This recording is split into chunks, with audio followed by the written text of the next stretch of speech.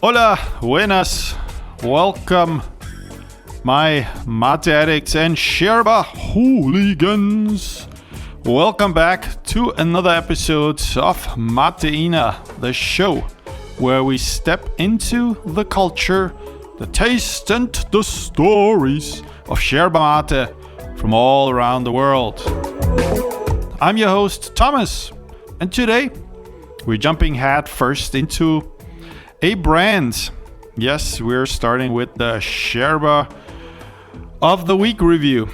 We're stepping into a brand that's both beloved and a little under the radar outside of South America. Cachamate. Cachamate. Whether you're a long-time matero or just someone who is curious about yerba and mate culture, stick around. We've got the history, we've got flavor profiles. We're also talking about food pairings. But first, we're looking at our community. And then we have a very interesting topic, mate myths and where mate is headed. Last week we talked a little bit about the mate business. The business side of it, we talked numbers, we talked regions, and today we're going to continue with the myths and where mate is headed. But first, let's look at our community. Last week we announced that we have grown. And this week I am delighted. I'm very delighted to announce that we continue this trend. We have added another country that listeners heard us in. Finland. Ooh, freezing Finland. Shout out to my Finnish listeners. Moja tervetuloa. I hope I pronounced this correctly. Please correct me if I pronounced it wrong. Leave a comment on our Instagram channel, Somos Mateina, or on Apple Podcast and Spotify, wherever you listen to our podcast. Yes, moja tervetuloa, Finland, yerba mate. How big is the Finnish mate community? Let me know. Very interested. But before we start, we're gonna go over a quick reminder. It's not a test. It's just a reminder of what yerba mate is. So if you're new to this channel, listen carefully. We're going to go over a few important aspects of the yerba mate business. Let's consider it a refresher, right? So what is yerba? It's a traditional herbal infused tea made from dried leaves of Ilex paraguayensis, a plant that is native to South America. We're talking about Paraguay, where the chilled tereré is very popular. We're talking about Brazil, talking about Uruguay, we're talking about Argentina. And yerba is part culture, part tea, part ritual, part bonding experience. But in the end, it's a drink that contains a good amount of caffeine. And it's sipped through a bombilla, which is sort of a metal straw with a filter in the bottom. And as I said, it can be enjoyed as a tereré, which is with cold water, or enjoyed hot. We're talking about 75 degrees centigrade or 170 degrees Fahrenheit, depending on the season and your mood. So the flavor is often described as vegetal, earthy, slightly bitter. Well, in the beginning, it might hit you in the face, especially if you drink a stronger one from Uruguay, for example, Canarias, or somewhere between green tea and fresh herbs. And yes, as I said, yerba mate contains caffeine, theobromine, and other compounds that give it a mild but a noticeable energizing kick, depending on how much you drink, of course. And it's one of those drinks that can wake you up without the edge of coffee. It's smoother, it lasts longer, and it connects people.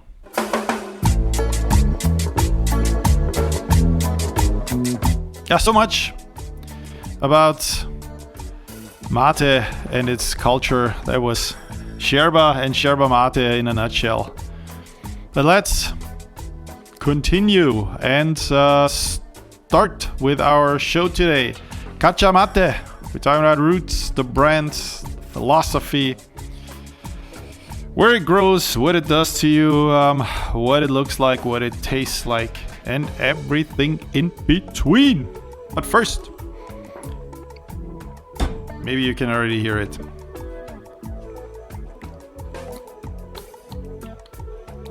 A sip of the good green stuff.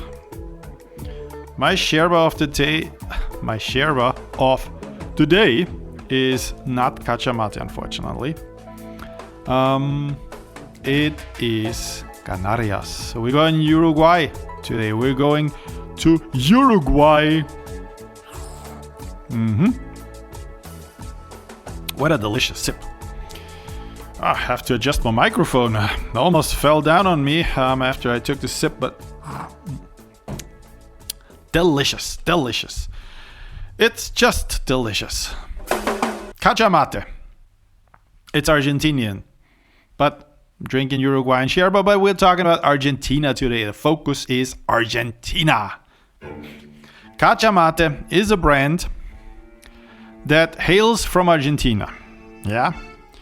And is one of the major cultural homes of drinking mate. As you know, it grows in Brazil, it grows in Argentina, and so on.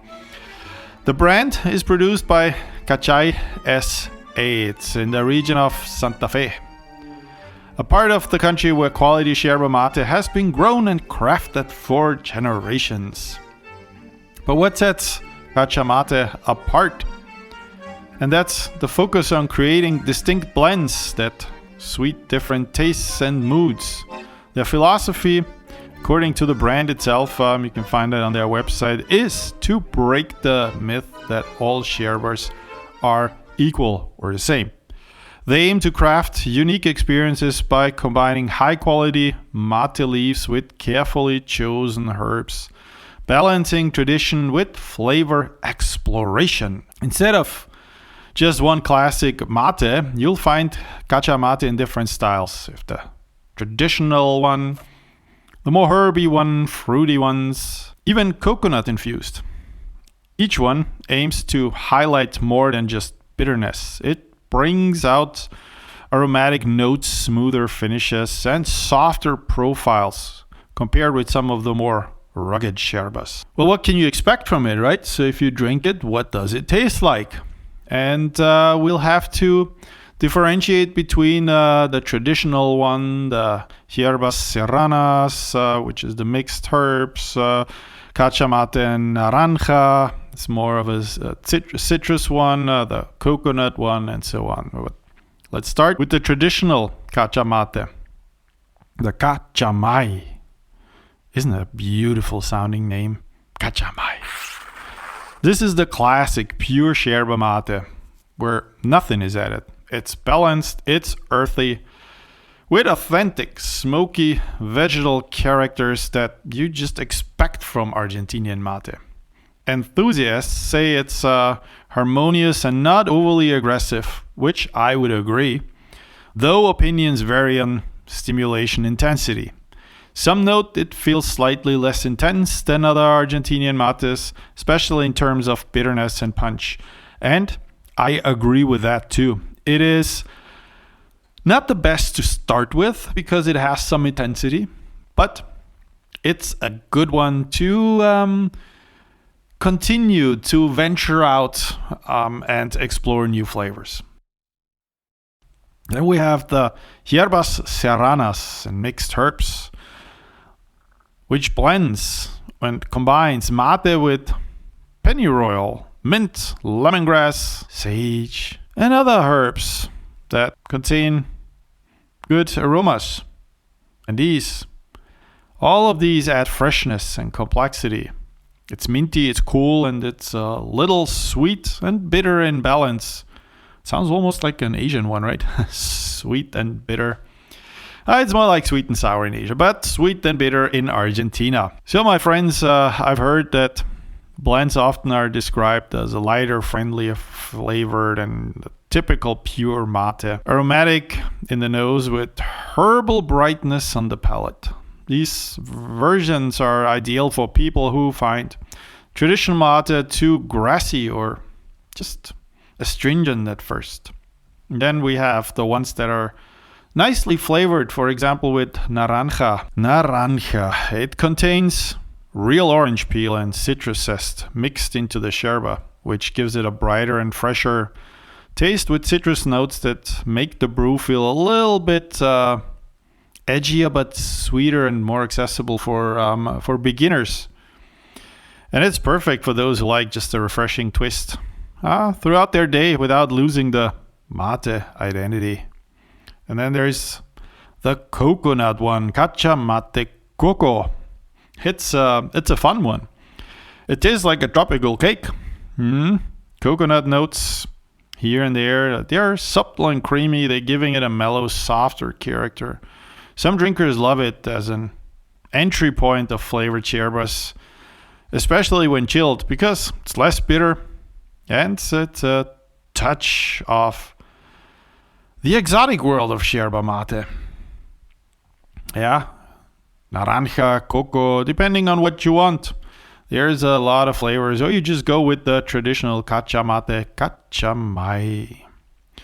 In terms of intensity and caffeine, how strong is Cachamate really, right? In general, birds of yerba mate vary in strength based on the leaf size. So Paraguay, the leaf sizes are a little bit bigger than they have it in Uruguay or in Argentina. Then it also depends on the stem content, which on the yerba packaging you see with con palo or sin palo. And the preparation methods. Cachamate blends, they tend to be on the more moderate side. They have enough caffeine to energize you and give you a kick so you can get through your day, but they aren't quite as punchy. You don't feel that scratchiness in your throat that you want when you want the strong mate. It is a lighter one, and especially the ones that are flavored.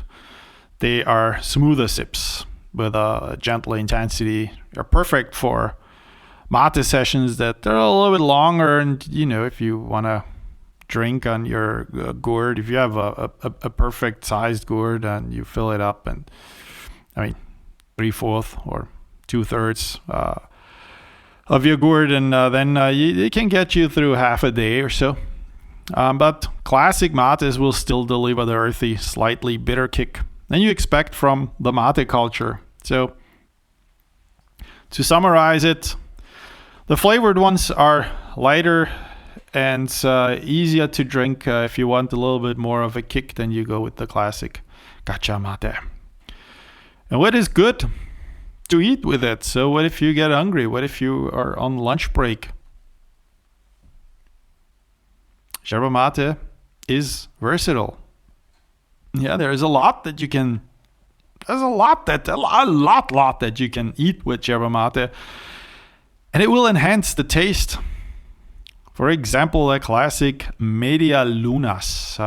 It's pretty much and don't kill me, my Argentinian friends, it's pretty much a Argentinian croissant, no? You can also eat a honey and butter toast, or almond croissants, pistachio croissants.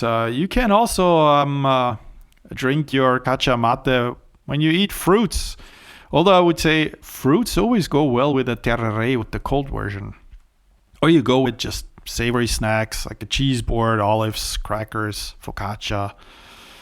Mate cleanses the palate. Just with each sip, it makes the salty and savory a little bit more intense. You can taste it better. So in terms of quality, always go for the good stuff. Yeah, and the look and feel. So what does it look like? Recently, we posted on Somos Mateina on our Instagram 4 different kinds of mates, and we played this game with you, and we wanted to know if you could identify the yerba and the brand. So if you're interested in that, just jump on your Instagram, not right now, after this podcast, go on Somos Mateina, hit the follow button and follow us, because in the next weeks there will be a lot of surprises for you, a lot of things that you can benefit from. Follow us on Instagram, hit the subscribe button on Apple Podcast or wherever you listen to your podcast, Spotify for example. Now back to the look and feel and packaging experience. Cachamate packaging is a classic Argentinian packaging. Has bold colors with images that hints the type of blend inside. The traditional one is yellow, green or herbal tones for mixed blends, orange accents if you have one with the citrus fruits. And this helps mate drinkers quickly spot the vibe that they're going for, traditional, breezy, or just refreshing. And holding a pack of Cachamate in your hands is a bit like holding a piece of mate culture. It's rustic, accessible, and it's playful sometimes. Yeah, if you've seen the Argentinian national team packaging, you see the package in blue and white, striped like the Argentinian jersey. And then you have Argentinian soccer players on there. Go for it, look for it, buy it. That's Cachamate. So what are my closing thoughts on Cachamate? Why should you really try it? And why talk about Cachamate in general? Because it's a great yerba mate brand that respects tradition and invites exploration. You have the traditional one, you have the fruity one, you have the coconut one. I mean, which brand has coconut? From classic, true traditional to citrus blends, it just offers you entry points. So whether you're sipping it hot or cold, in the afternoon, in the evening, in the morning, you're brewing it, you're chilling it. On a sunny day, Cachamate brings variety and culture, depth to your cup, to your mate gourd, to your vessel. It's energetic without being abrasive. It's aromatic without being overwhelming. And once you get the hang of it and how to prepare it, it rewards you. Every sip is a reward. And if you support the Argentinian national team, you can also look at this beautiful packaging. I have it in front of me. Love it. Love it. And that's it for today's deep dive into Cachamate, yerba mate. If you're curious, try it. Try a blend. If you want to go on the lighter side, go and get one with citrus fruits or coconut, if you will. Let me know how you like it. And if you want the more traditional one, go with the classic yerba wave, the traditional one. And enjoy every sip of it.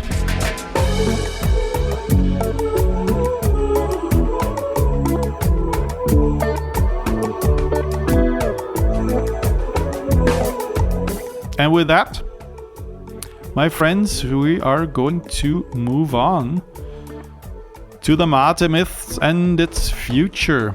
Where do you think it's headed? Mate, you think it's growing? Do you think the mate community is growing worldwide? Do you think eventually the sodas, the cans of mate will take over the world? Similar to other energy drinks, but in a more organic way. I don't think they're organic, but in a more organic way. Yeah. Or do you think that the classic yerba mate tradition will grow all over the world and will conquer countries that have not had the pleasure of having been exposed to yerba mate yet? I hope for the latter. I hope that the classic way will spread. Like COVID did in 2019 and 2020. Just in a better way. So mate myths and its future.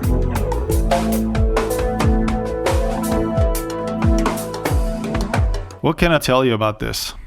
Long before you learned the names and the rules, before anyone corrects your grip and that you should not touch the bombilla, and you learn what the proper temperature for the water is, you feel it, you sense it, you see that mate isn't just a drink. It's a lifestyle. It pauses around you.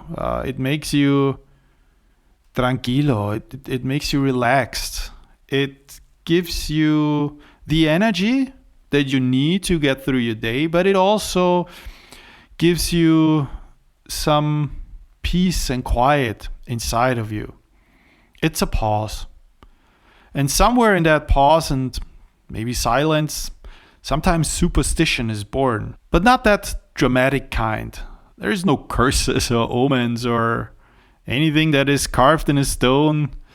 It's just everyday beliefs that live in the kitchens and parks and half-lit living rooms. The kind of beliefs that aren't announced but they are enforced when you sit in a mate circle, for example. The kind that pass from hand to hand, from generation to generation. Similar to what a gourd does. Yeah, you pass it on. And you have to respect the object. You have to respect the ritual. You have to respect the people involved. Because you also want to be part of this, and you want to give the respect, but you also want to get it back, right? So don't move the bombilla. That's the first thing. If someone puts a gourd in your hand, you sip it.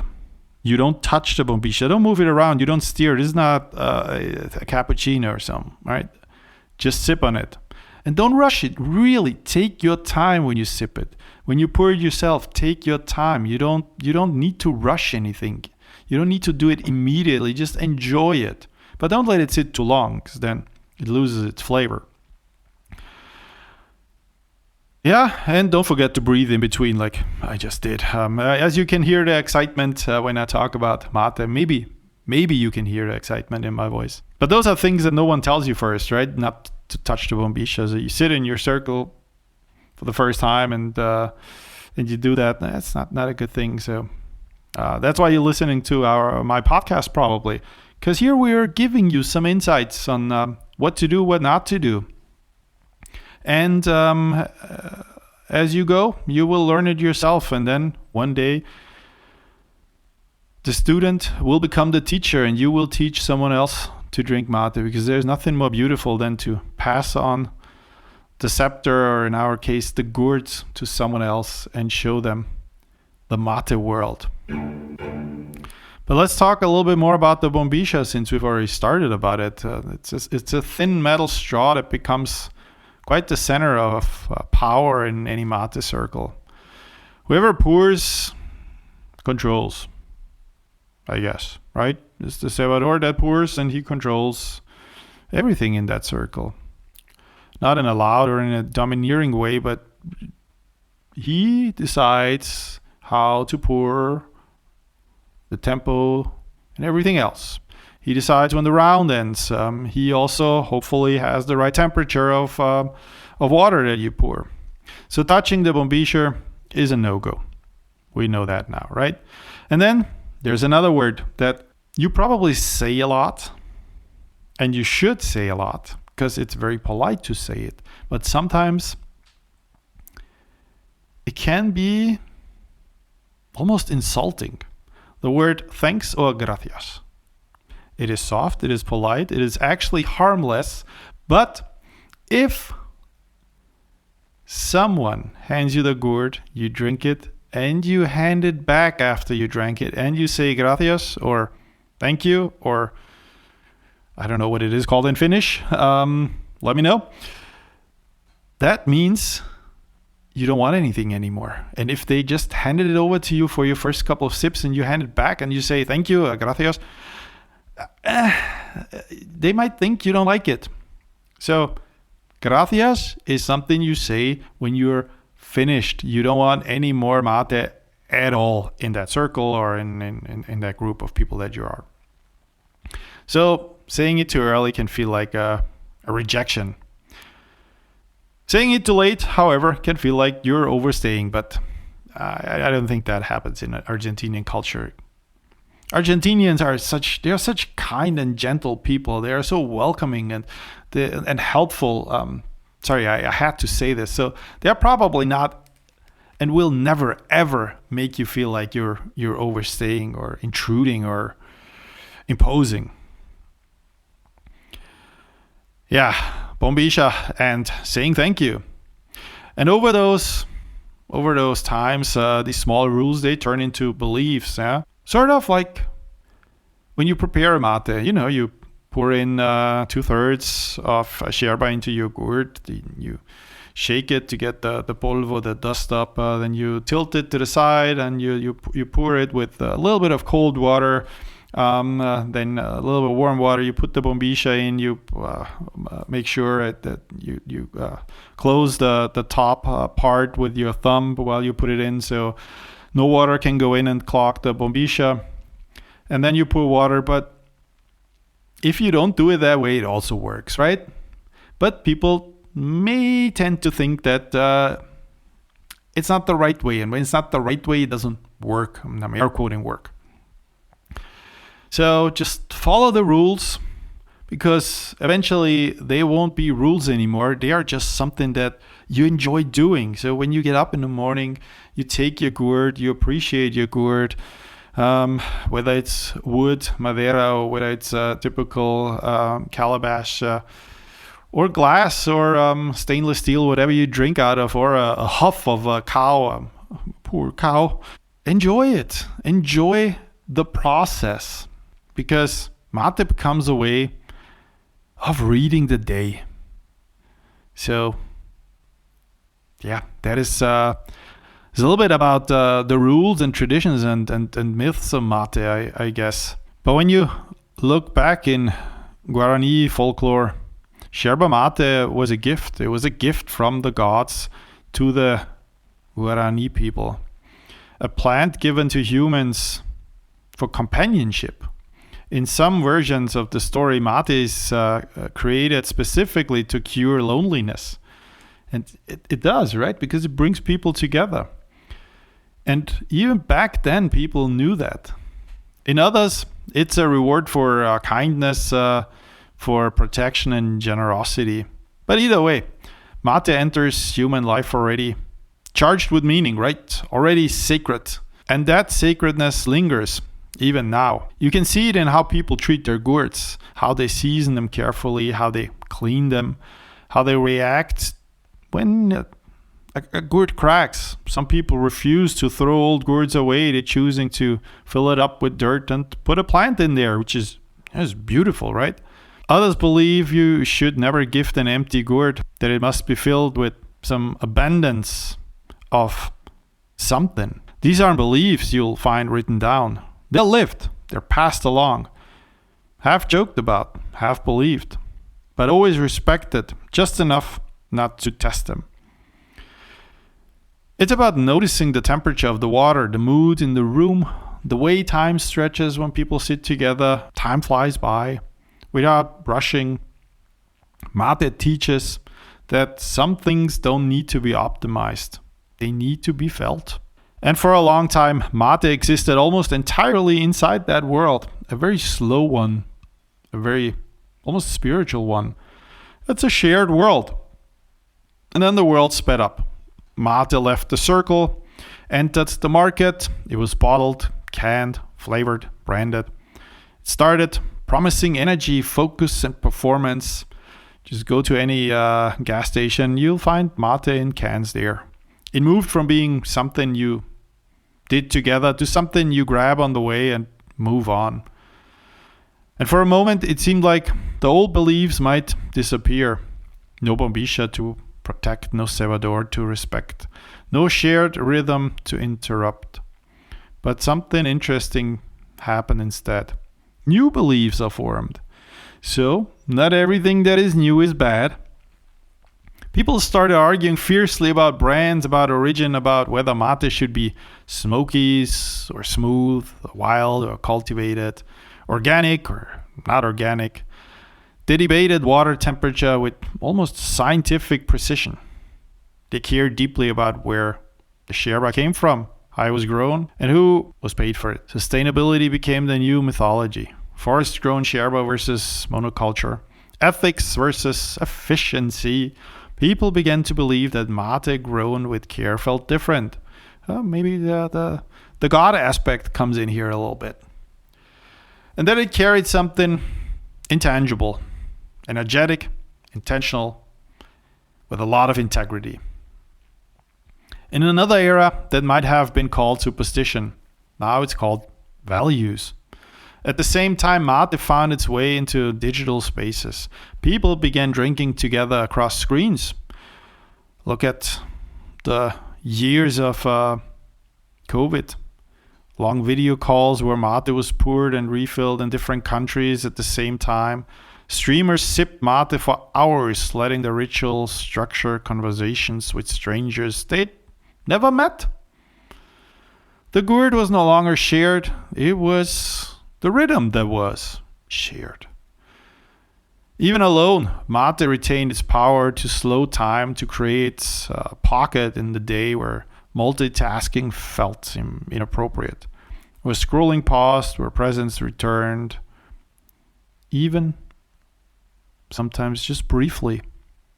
That's when it becomes clear that mate superstition was never really about luck. It was about connection. Connection to people, to land, to time, maybe even to the gods back in the days and these days. To the idea that not everything needs an explanation to matter. So what is the outlook for the future? I would say it's contradictory. High-tech and ancient maybe, global and deeply local. It lives in a sleek can and chipped gourds at the same time. It belongs to a startup and to maybe grandparents and people that like it traditional way, to algorithms and oral traditions. Some old beliefs will fade, yeah, that's normal, but others will evolve. New ones will take their place, but certain things will remain. Someone will still hesitate before touching the bombilla. Someone will still feel that saying gracias carries meaning beyond politeness. Someone will still believe that a good mate signals a good moment, even if they cannot explain why. Because mate isn't really about what we believe. It's about what we agreed to do together. To slow down, to share time, to treat each other with respect. And as long as people keep doing that, whether you're around on a kitchen table in a park or across a screen, mate will continue to carry its quiet folklore into the future, not as a superstition, but as a reminder that some rituals survive not because they make sense, but because they connect us and make us feel human. Make us feel human and connect us. Yes. And with that said, I will end this episode for this week. And we should think about this. Let it resonate. What connects you to other people? What is important in your life? What do you want from life? Are you happy with the current situation? Or are you already so unhappy that you want to make changes? Meet your friends. Go out, talk to people. Make them feel welcome. Be respectful. And mate connects us and makes us feel human.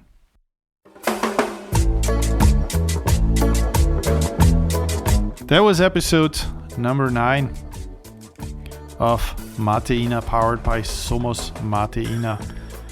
If you enjoyed today's show, leave a comment, hit the like and subscribe button. We are also on YouTube, so don't forget that. No videos yet, but if you want videos, let us know. We might turn the podcast also into a little show. And in future episodes, we are going to talk with mate experts. What can you expect in the next episode? Yeah, let's talk about that. What are we going to talk about in the next episode? Well, as always, we start the episode with the yerba of the week. Tune in if you want to know which one we're going to talk about. I already have one in mind. Will it be an exotic one? Yep, tune in. You'll see, you'll hear which yerba we are going to talk about. And then we'll have another topic on our list, which I'm not going to reveal today. Yeah, we're gonna keep the suspense. So tune in next time. And if you have a topic that you want to listen to on our podcast, if something that you don't know about the mate culture and you want to know it, just ask a question. Send us questions on Somos Mateina. Send us questions on YouTube. You have a lot of opportunities to contact us. You leave comments. You can contact us on Somos Mateina. Just let us know what you think about this podcast. Let us know which topics you want to hear in the future. If you're a mate aficionado and you want to be on the show with me, you want to tell your story, how you got in touch with mate, feel free. Reach out to me and we're gonna talk about it. And until then, my dear friends, don't forget, el café es para mortales, el mate para leyendas. I am Thomas, your host, and I hope to see you next time on Mateina.